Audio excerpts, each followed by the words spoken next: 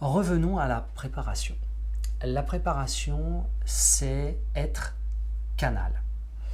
Le canal est indispensable pour ne pas se fatiguer, pour utiliser l'énergie cosmotellurique, c'est-à-dire l'énergie du prana, l'énergie extérieure, au lieu de vider nos batteries intérieures pour détecter.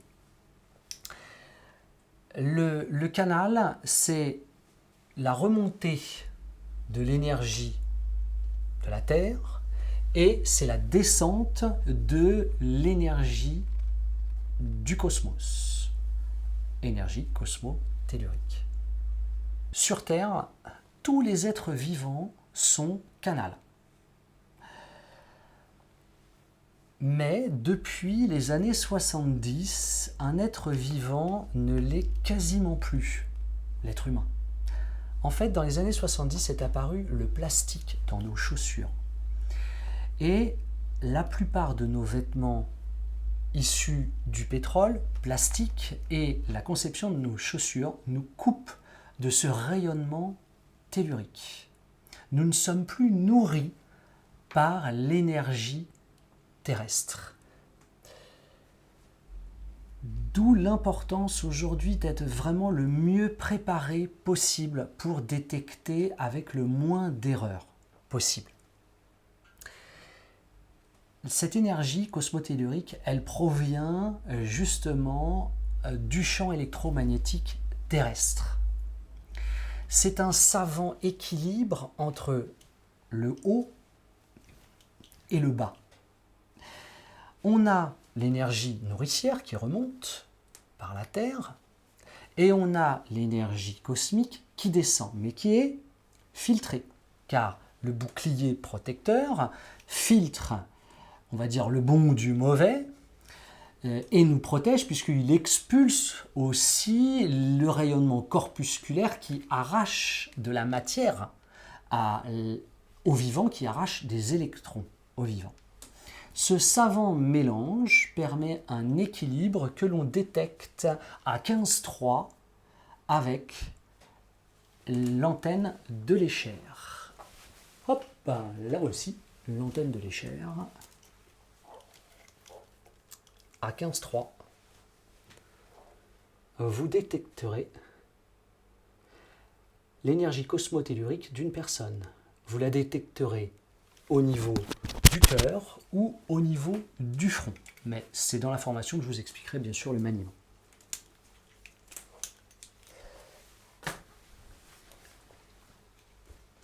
Une fois qu'on est canal, on peut donc en effet envoyer du magnétisme, utiliser le pendule, utiliser l'antenne. On peut commencer à soigner avec l'énergie sans tomber malade. Beaucoup de magnétiseurs tombent malades parce que justement ils sont déconnectés de cette énergie vitale et se retrouvent à pomper leur propre énergie et se retrouvent avec des migraines, comme les médiums d'ailleurs, avec des migraines, avec des problèmes cardiovasculaires ou des morts prématurées. En effet, c'est assez récurrent dans ce milieu. Et pourtant on se dit, s'il est connecté, il devrait être en meilleure santé que tout le monde. Ben non. Parce qu'on oublie que l'essentiel, c'est toujours cette énergie unifiée, universelle, le CCU, le prana, comme vous le souhaitez. Si nous ne sommes pas reliés à cette énergie, on rate une partie de l'expérience d'unité. Je vais vous faire un petit parallèle justement avec le dessin que vous voyez derrière. Un arbre se nourrit de la sève provenant de la terre, une sève riche en minéraux, en nutriments. On appelle cette sève la sève brute. Petit à petit, elle monte dans l'arbre ou dans la plante et elle rentre par les feuilles en contact avec le soleil. Le soleil, donc l'énergie cosmique. Au moment où cette sève brute rencontre la lumière du soleil, eh bien, elle est nommée différemment. Elle est nommée la sève élaborée. La sève élaborée permet à l'arbre une meilleure croissance, permet son développement face aux maladies, enfin sa protection face aux maladies, donc elle développe son système immunitaire. Cette sève devient source de progression, de renouveau, d'expansion. Comprenez par là que l'énergie tellurique qui rentre en nous et qui entre en contact avec l'énergie cosmique par le cœur nous permet de devenir conscient de l'être que nous sommes sur Terre et de s'émanciper, de s'expanser vers un élargissement de conscience. L'énergie cosmotellurique est matière, énergie et information. Je vous propose qu'on se retrouve à la prochaine vidéo. Nous revoici. Auparavant, on a parlé du canal cosmotellurique, donc prérequis indispensable pour manier les outils de radiesthésie, mais aussi pour le médium, le magnétiseur, le maître Reiki. On a tous la nécessité d'être canal. J'aimerais vous parler d'un élève qui me dit « Ah Franck, la formation, j'ai pas envie de la faire dans ta salle de soins car il n'y a pas de fenêtre et je me sens pas bien dans une salle sans fenêtre. » Et en fait, par là, elle exprimait inconsciemment son besoin d'être reliée au canal cosmique. Car dans certains endroits, quand on se sent mal parce qu'il n'y a pas de fenêtre, ce n'est pas parce qu'il n'y a pas la belle vue, parce qu'on voit le soleil et qu'on se sent ouvert et libre. C'est que inconsciemment, le corps sait qu'il lui manque une partie de ce qui lui est nécessaire pour vivre, le cosmique.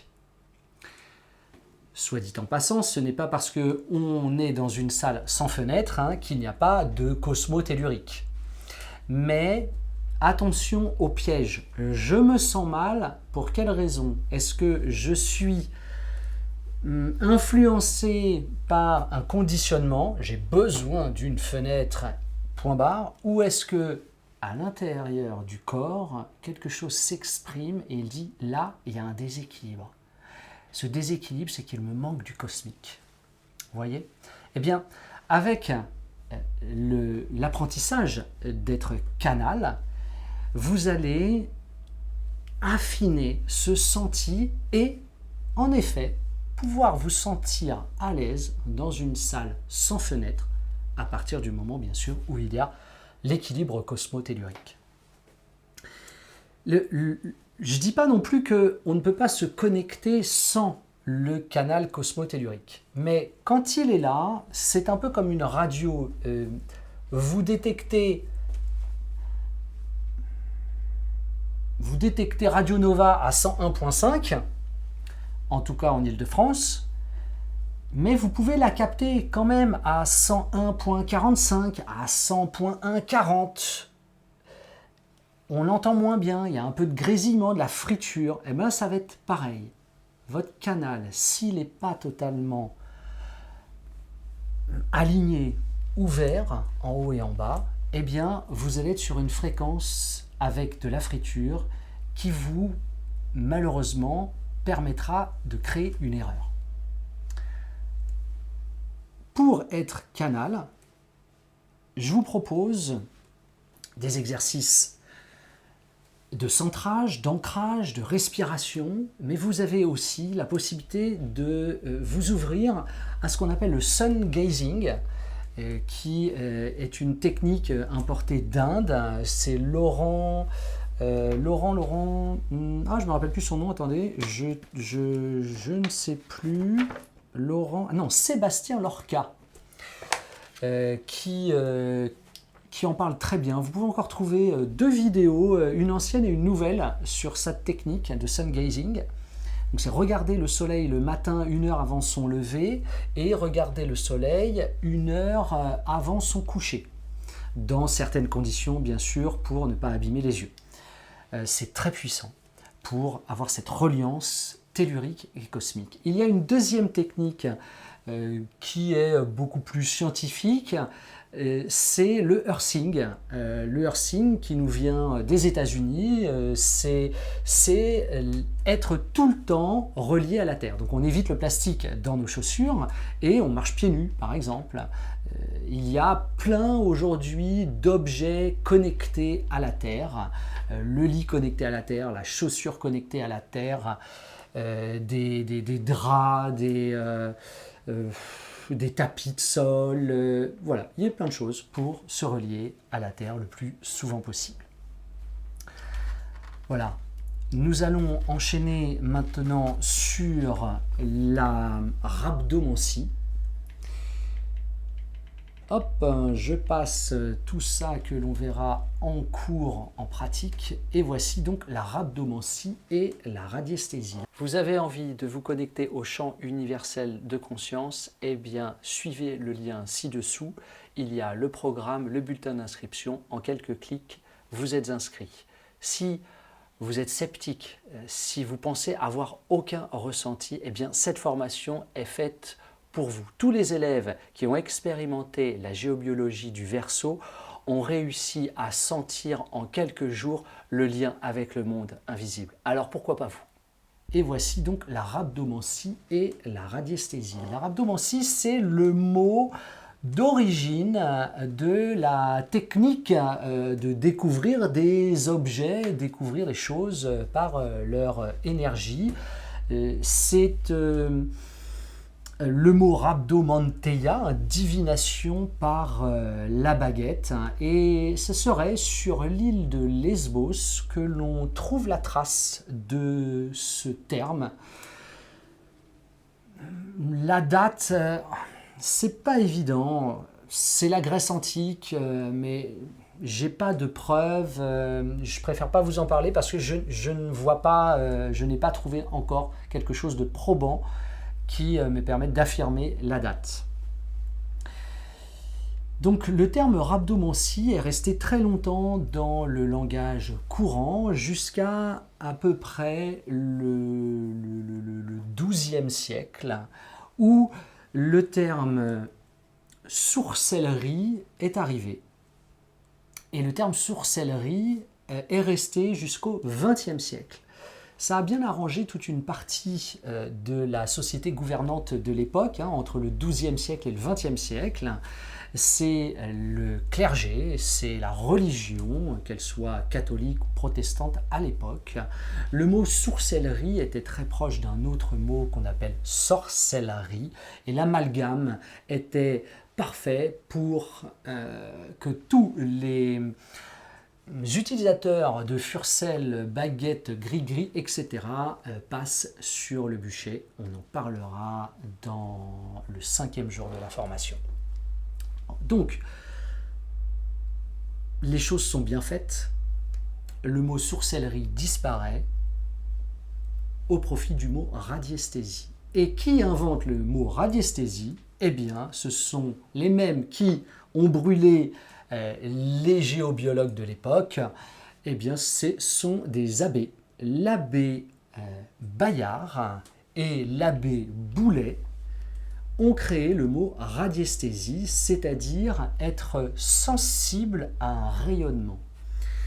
Car en effet, les scientifiques du XXe siècle, mais bien avant encore, à partir de la création de l'Académie de sciences sous Louis XVI, eh bien, découvrent que certaines personnes sont sensibles au rayonnement électromagnétique. D'où la création de ce terme. Les abbés vont être de très très bons radiesthésistes.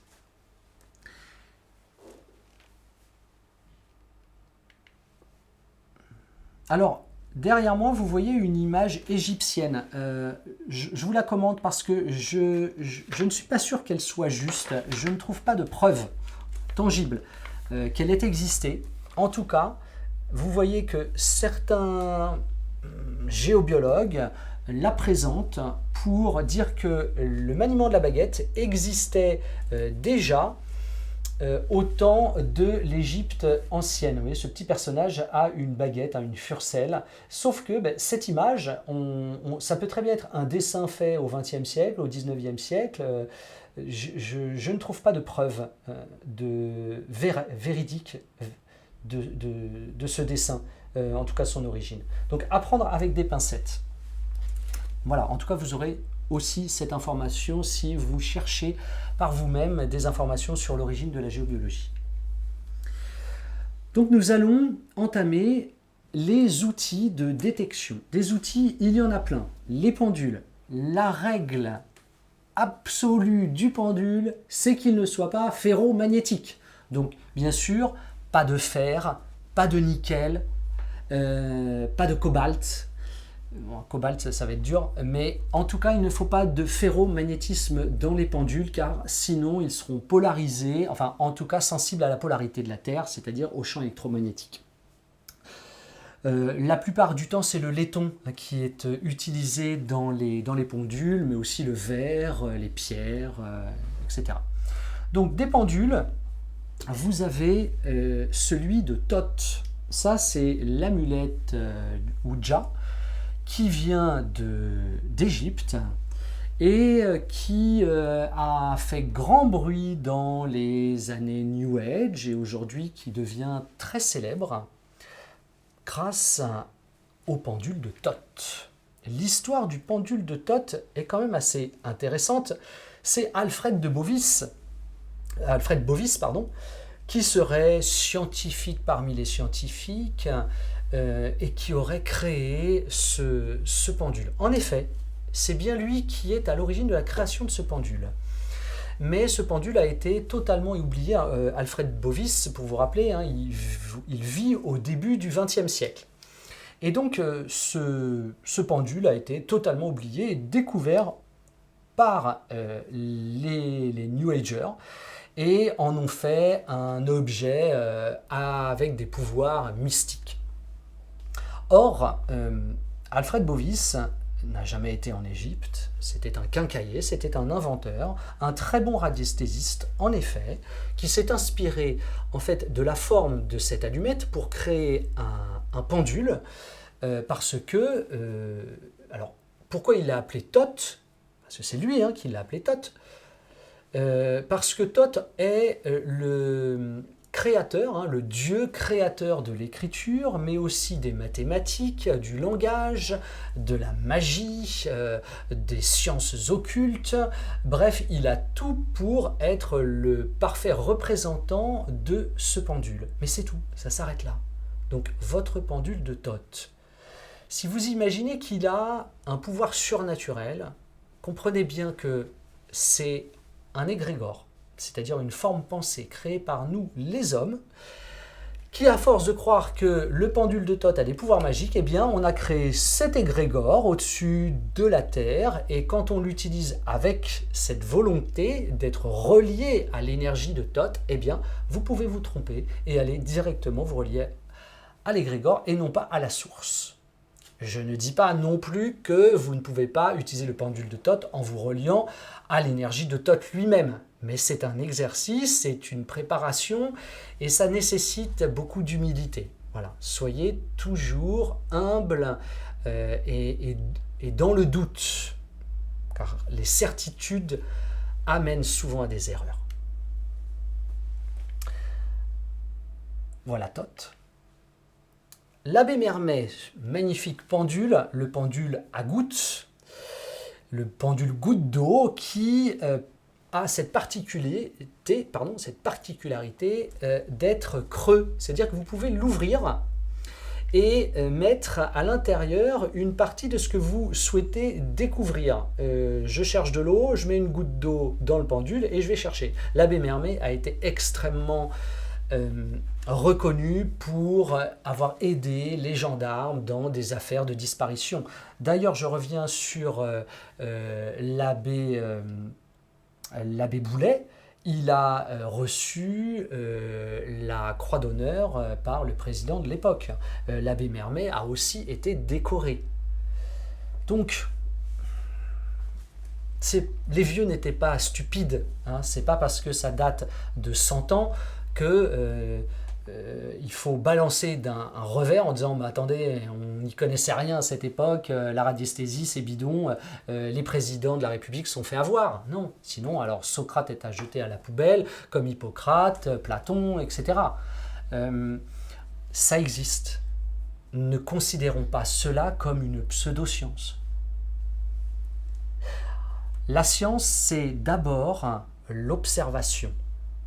On crée des hypothèses selon l'observation, on expérimente et ensuite on conclut. Ne l'oublions pas en tant qu'homme de science ou pas. Continuons, il y a les Radmasters aussi, les baguettes à manier avec les deux mains qui se croisent. Il y a le bobber, une utilisation allemande qui ressemble un peu à un pendule, très, très souple, agréable à manier pour certains. Bien sûr la baguette qui peut être autant en plastique qu'en bois, que voilà, de n'importe quelle source de la forêt, si ce n'est donc pas de métal ferromagnétique. Tous ces ustensiles, sans oublier les mains, vous allez les découvrir lors de la formation. Vous allez les utiliser, les tester pour finalement sentir les sensations et sentir si vous êtes plus attiré, votre corps plus attiré par l'antenne de l'échelle, mais le pendule ou la main ou le bobber. Suite au prochain épisode. À bientôt. Alors, on va présenter les outils de radiesthésie. Il y en a de toutes sortes. Les pendules sont bien sûr les plus répandus. Il y a une règle primordiale. Ne pas utiliser de matériaux ferromagnétiques. C'est-à-dire pas de fer, pas de cobalt, pas de nickel, donc bref, tout ce qui peut être aimanté, même à une toute petite densité. C'est pour ça que vous avez la plupart du temps le laiton qui est utilisé pour les pendules, mais aussi le bois, le verre, les pierres. Mis à part ça, vous avez toutes sortes de formes aussi dans les pendules. Je vais vous proposer de découvrir tout d'abord le pendule de Thoth. Le pendule de Thoth, c'est celui-ci. Il aurait des particularités, des pouvoirs magique, surnaturel, parce que relié à l'énergie de Thoth. Alors, j'aimerais quand même, avant de vous le présenter, casser le mythe. Car en spiritualité, on se trompe aussi, et j'aimerais vous donner l'origine en fait de la création du pendule de Thoth. Alfred Bovis. Alfred Bovis est parfois présenté comme un scientifique, comme un explorateur, un aventurier. En effet, c'est sûrement un explorateur et un aventurier du monde invisible, mais Alfred Bovis est un quincaillier, un inventeur, qui a fait beaucoup dans le monde de l'élevage des poussins. C'est comme ça qu'il en est venu à la radiesthésie en découvrant le sexe des poussins avec son pendule. Un homme très ouvert au monde invisible, et quand il a eu des expéditions en Égypte, il a découvert l'amulette de Wadj qui serait l'origine de la création du pendule de Thoth. Donc Alfred Bovis a créé ce pendule. Il ne vient pas d'une tradition millénaire égyptienne. Par contre, on sait que ce pendule a été totalement oublié pendant plusieurs décennies et c'est pendant le New Age que celui-ci a été redécouvert. Il y a eu des livres qui se sont écrits sur lui et c'est là où est né le mythe de l'énergie de Thoth dans ce pendule.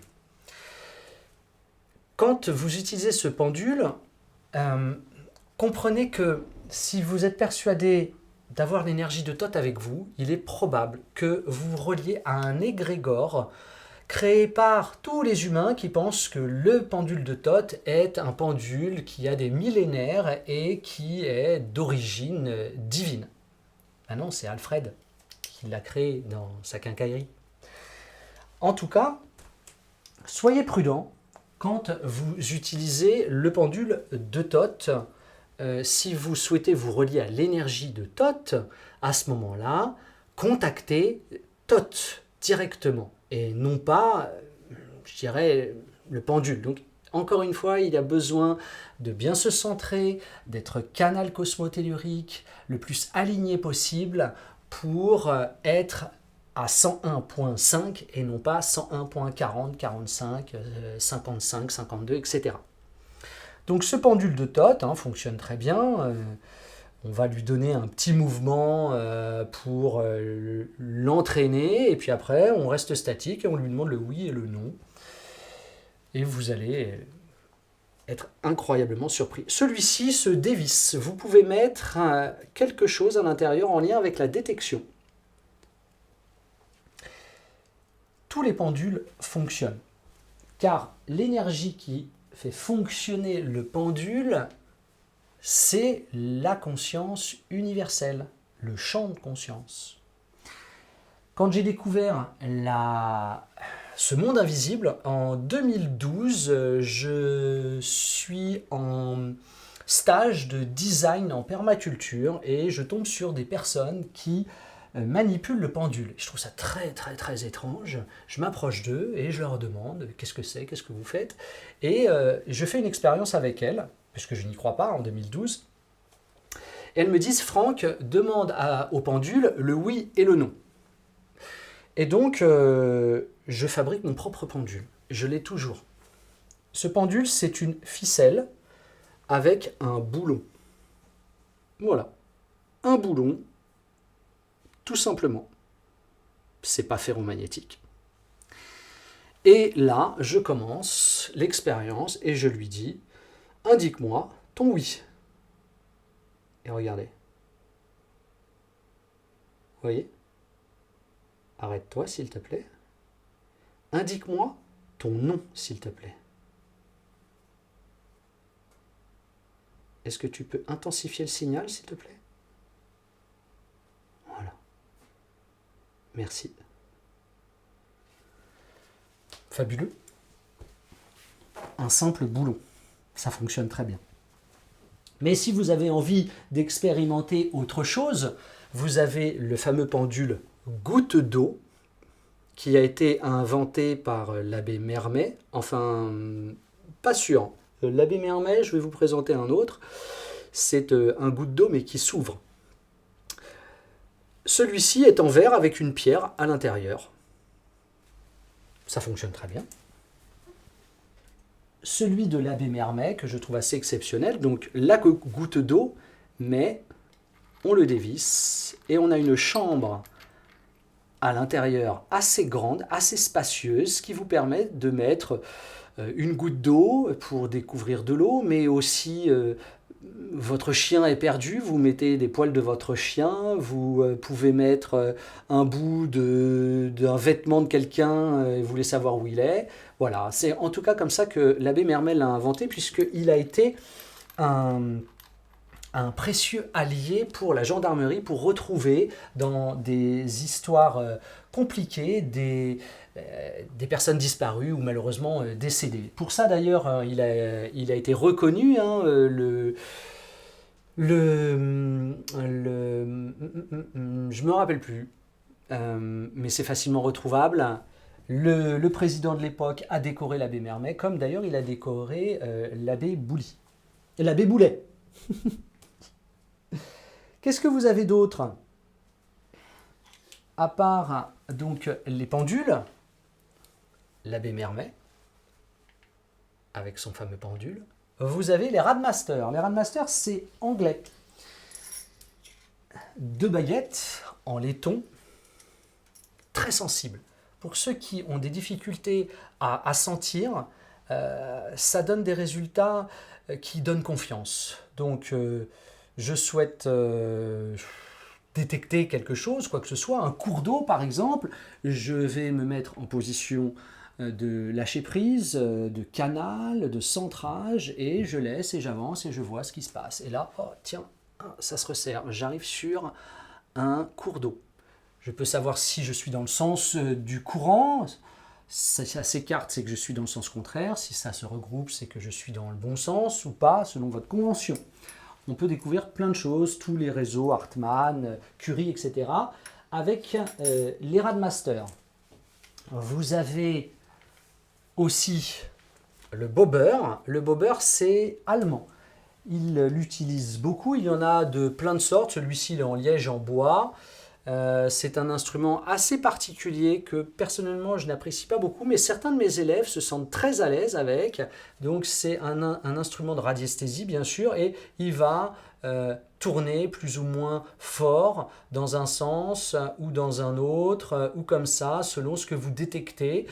Et pour l'avoir vu entre les mains de certains de mes élèves, j'ai été impressionné de sa capacité à répondre très rapidement sur l'aura, par exemple, les auras type corps éthérique, mais aussi détection tout simplement du cours d'eau. Hein. J'arrive sous un cours d'eau, indique-le-moi par un frétillement, et hop, il se met, là je le fais exprès, hein, mais sinon ça fait ça, quoi.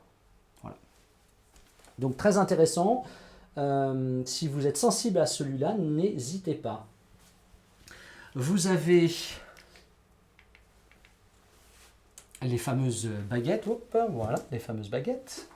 Donc, ces baguettes, on a par exemple en plastique, que l'on manie un peu comme l'antenne de l'échelle. Vous voyez la position de mes doigts.